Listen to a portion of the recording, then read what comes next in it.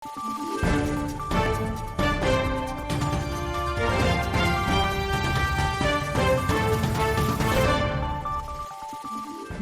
araw, Pilipinas! Ito ang Valiente News hatid sa inyo ng Office of the Vice President.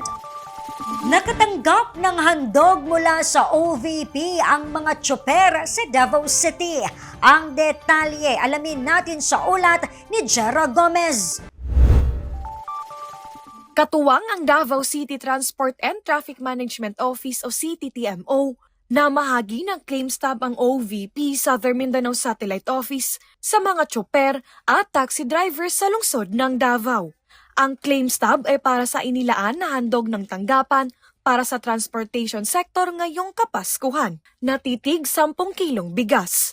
Kabilang sa mga nakatanggap ng handog ang mga tsoper na may biyaheng San Pedro, Rojas Avenue, JP Laurel Avenue, Ladislao sa distrito ng Buhangin at Puan. Ang aktibidad ay paraan ng OVP SMSO sa pagkilala sa kasipagan at serbisyo ng mga tsoper sa mga commuter.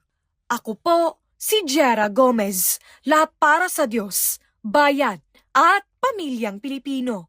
Valiente News.